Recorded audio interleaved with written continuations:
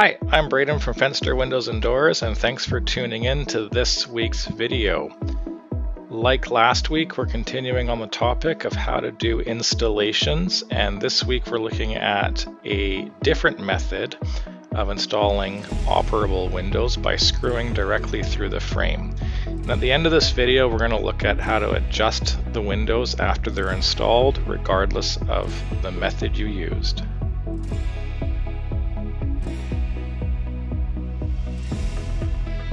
If you didn't see last week's video, go back and watch that first because we go into detail about how we've prepared the openings for the windows and leveled them out and where to put your shims and other installation devices. So just like the strap method of installing windows, we start out by putting our shims down in the openings and checking that it's nice and level.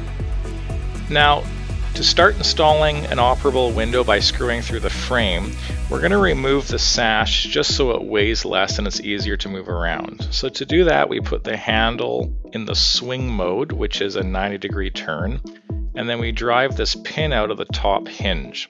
Note that the hinge is installed from the bottom up because once that window's in the wall, there may not be space for the pin to be removed by going up from above.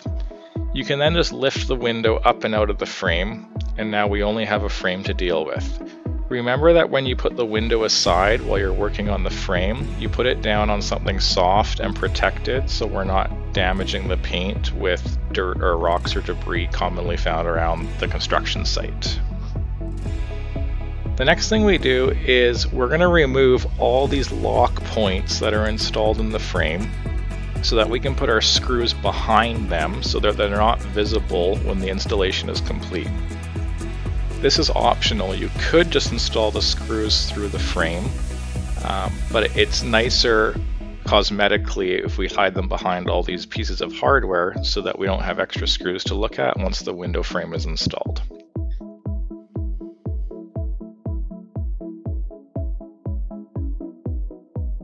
Remember, it's important where you shim the window to support the weight that the frame is bearing. If you're unsure about where to shim the window, don't hesitate to reach out to our offices. In this case, you can see with the shims were spanning the joints of the window to support both the bottom and the sides.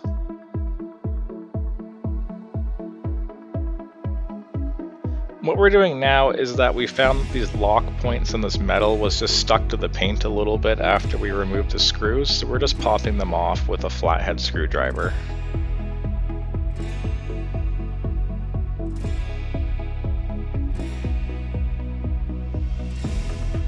Once we're happy with where the window is located in the opening, we're going to go ahead and start putting our screws in behind where all the hardware was positioned that we removed.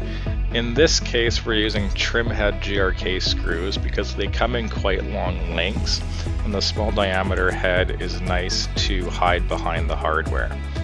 Just like the strap method, we're putting shims behind all of our screws, and we're actually screwing through the shims to hold them in place so they don't fall out when we're done.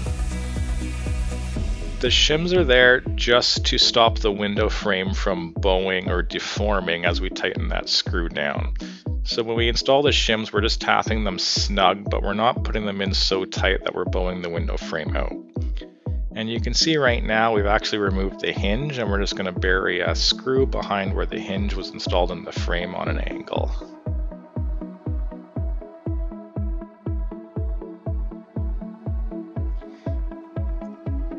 Although I'm using an impact gun in the video right now, this was the only tool available to us, and I actually suggest you use a drill with a clutch so that you don't over tighten the screws. Once we finish putting screws behind each of the frame strikers, you can see now that they've been reinstalled in the frame. The screws are completely concealed. And we're going to go ahead and reinstall the operable sash so that we can test its function and do any adjustments necessary.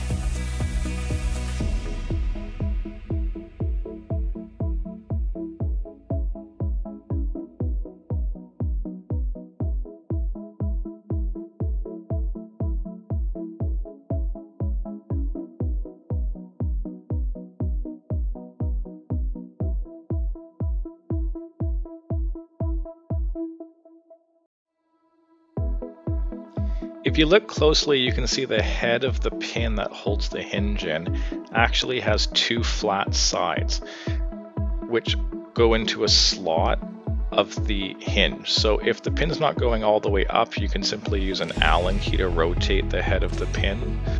The hardware of tilt and turn windows is highly adjustable. You can move the windows up, down, left, right, in, and out.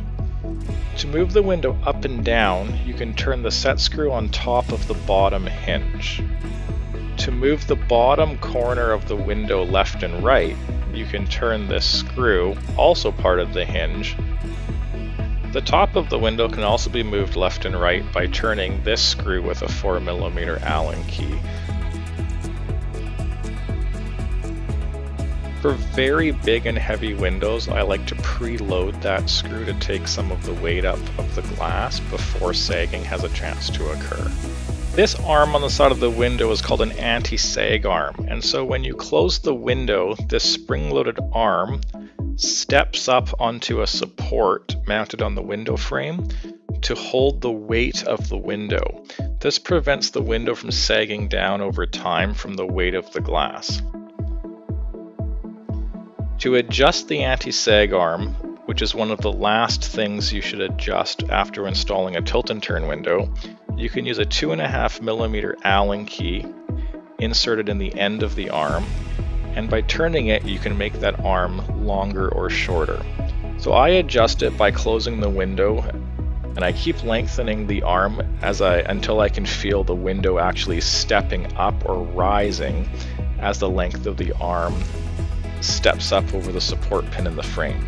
Once I feel the window rising, I back off about half a turn, and then I know it's supporting the window weight without actually lifting it.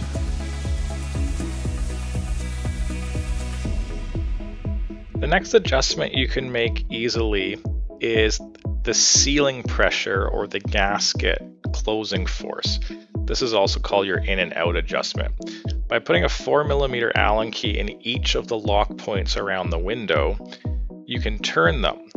And these lock points are mounted to a cam, so as you turn them, you can actually see they move in and out. And there's a little line on the lock that you can see there, just for your reference.